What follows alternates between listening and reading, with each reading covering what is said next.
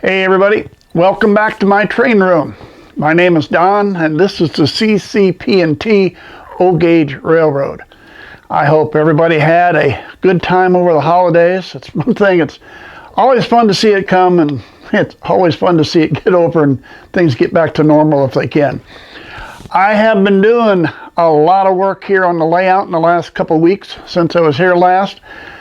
And we have a new addition to the line that I'd like to show you. But first, let's go around. I'm going to show you some of what I have done. I know I told you I was working on a couple buildings. Let me show you how we got those done. Some of the new plans. I made a change on the track again. I seem to be always making changes on the track, don't I? But I think this is going to work things out a little bit better. So let's show you what I've done, what I'm going to be doing here in a little bit, and then let's show you the new addition that we've got for the railroad. All right, first thing is the two new buildings I added. I've got a welding shop and a little construction company builds outhouses and coffins. Quite of a combination. I'll be honest with you, these two businesses, I've named them after two people I know. And I don't know them personally. I've met them online through social media. We belong to the same forum, probably for the last 7-8 years. But the welding shop is actually, the guy at the forum goes by Smoker. He owns a welding shop, and he actually builds smokers, which I don't know if you can see one back there behind the pickup or not. And he does smoke briskets and turkeys for people. Put the sign up there with the motorcycles. He drives motorcycles. So you can see him in there working in the shop. I've got some LED lights in there that are the flicker type to give you the appearance of the welding. The other business, Uncle Buck's. Outhouses and coffins, either way, we'll get you underground. There is a gentleman at the forum who goes by Uncle Buck, and it's always been kind of a standing joke that when he grew up, they were kind of more of the high class into town because they had a 2-story outhouse. So we gave him a 2-story outhouse. You can see he's there right now with the burn barrel. Got something going in the burn barrel there. Again, using the flicker lights. Got a few more outhouses to sell and got a few coffins to boot. So there's my two new buildings I put in. Still have some work to do around there. We've got to start. I would still want to put a few more things. We look like we got a lot of grass. I'd just soon kind of put something over that. Maybe we'll throw a few more weeds or something in. I did throw a few trees down at this end for now. I've been working, as you can see, on some of the big trees, and for now I just put those there because there's probably going to be a third business there later. And if that's the case, I can just pull the trees and just cover up the grass. As I said, I made the two bigger trees. I've got, whoops, let's get down here a little bit. There we go. I got two there. Technically, that entrance to the tunnel, there's a portal entrance. I don't even have a portal entrance because you don't really see it. It's not like the other ones where you actually see something coming out, and here you don't really see anything. But one of these days, there will get to be a portal entrance there on that part. Now I'm going to turn around, and we're going to move. We've always known this is where the scenery ends. So now we're going to start on the upper corner. And as you can see, I've got the level up there. It's got the pink foam in place, and I've got some added extra building stuff down here. I'm just getting ready. Let me set the camera down so I can show you something about how this is going to work. All right, the way I've designed this, there will actually end up being 7 portals for tunnels going through here. We'll have 2 here, there's another one here, another one here, and then another one back. The key is working on scenery way up here, how hard and difficult that could be to work on. But what I've done is this is all on a piece of 7/16 OSB, and basically now I can still just lift it off and take it off and move it. And that's the way it's going to stay.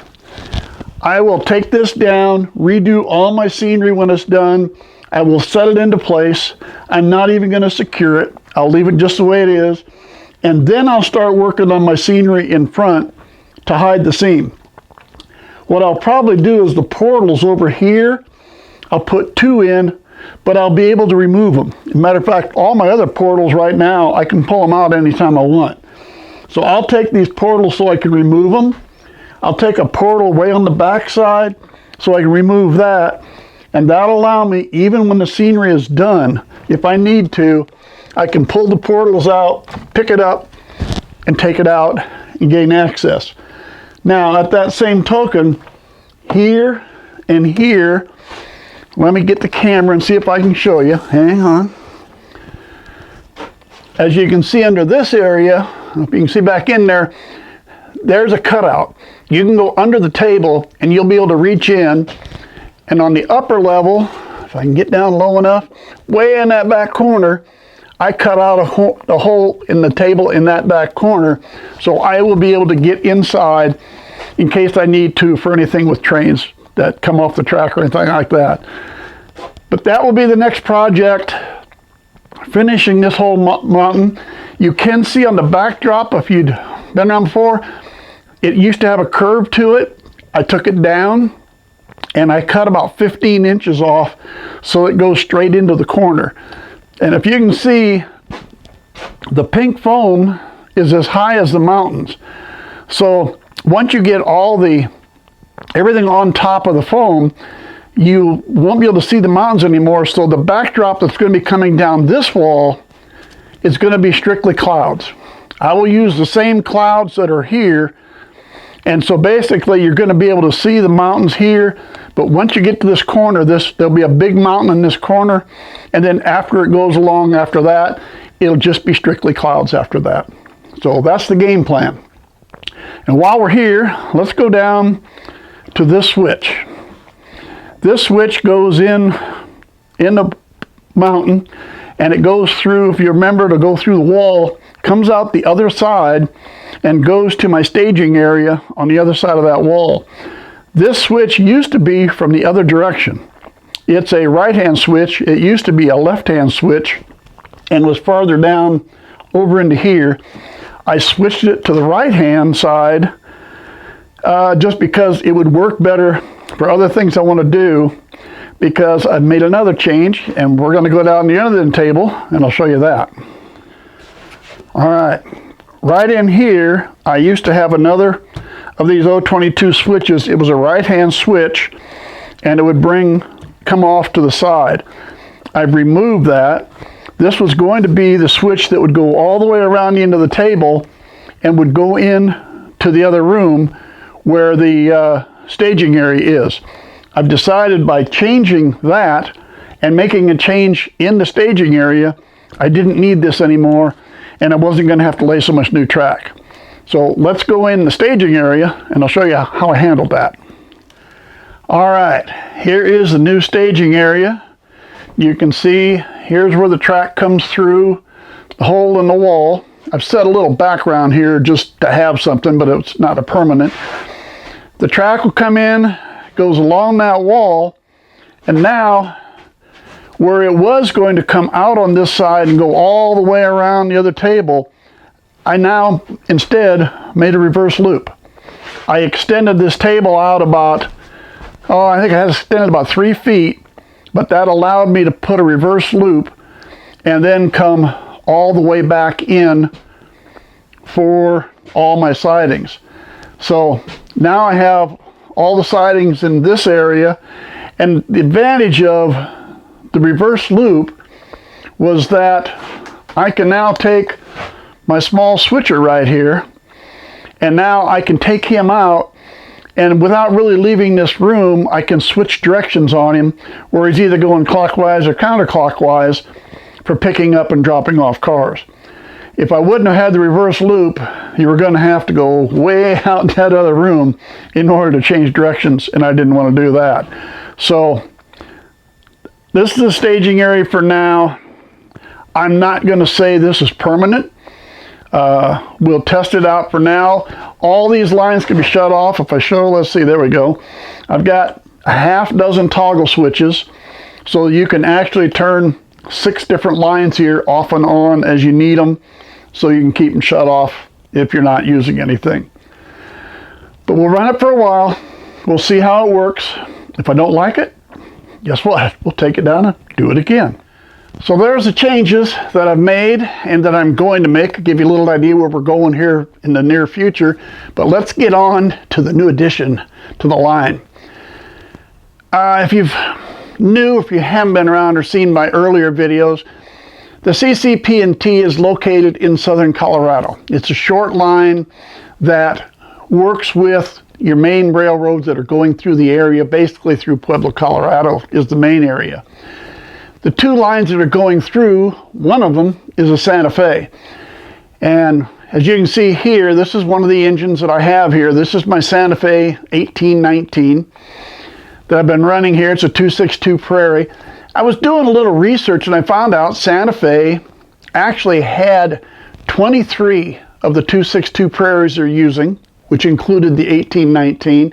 And this particular engine was used, most of its time was spent in Kansas and Colorado. So you would have to figure between Atchison, Topeka, and the Pueblo, Colorado, it probably spent some time in this Pueblo area where my layout is supposed to be fictitiously located. So I thought it was kind of neat. I could see the old 1819, and I'm running one, and it kind of worked in well, even though my layout, as I said, is fictitious. The short line is, the basic principles for me, or the history for me of the Santa Fe going through this area kind of worked out well with the engine I had.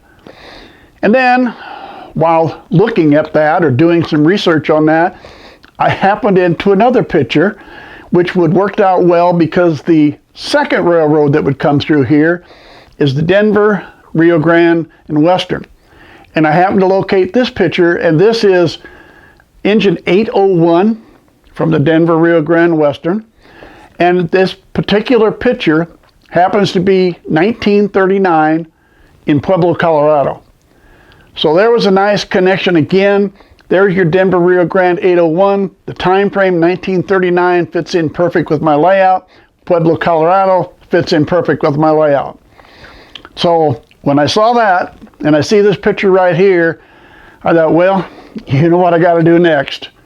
And yep, Denver, Rio Grande 801 was available, and I figured I got to buy it. So that's our new addition to the layout. That is a Lion Chief 2.0. So that means we end up with quite a few of the other features that the basic Lion Chief doesn't have. We're a little dim on the headlight on this guy, and I'm having a little problem with the smoke unit, but I think I can get some help. And hey, when you're buying secondhand, and this is a used engine, sometimes not everything is perfect. We've run it around. I love the sound. I love the crawl. I love pretty much everything. I think the bell on this one is probably the favorite bell I've had of all of them. It's just we're going to have to work on the smoke unit, and I'm going to see if I can get a little help. Show me how to take these apart. I have not taken one apart, and I don't know if I got enough guts to try it on my first time by myself. So I'd like to get a little help, take that apart. Let's take a look, see if we need a smoke unit, if we can refresh the one that's in there, because otherwise, everything else about it, I've been really happy with. So, tell you what, let's take a few minutes. Let's run him around track and let you see a little bit of how he moves around here in this area.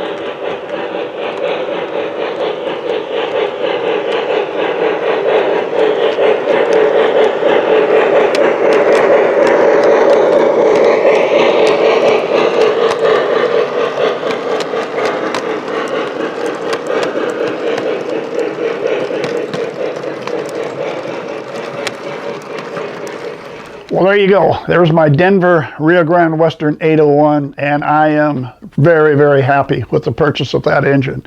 So, next video, we're going to talk track. I've had people ask me, and I see it a lot in forums or here or there, people asking, tubular track or fast track? You know, which is better, what's this, that, and if you watch my videos, you see I use both. Well, I've got places I'd only use tubular, and I've got places I'd only use fast track. So next time around, I'm going to talk about those two, and I'll tell you the reasons why. Thanks for sticking around. We'll see you next video.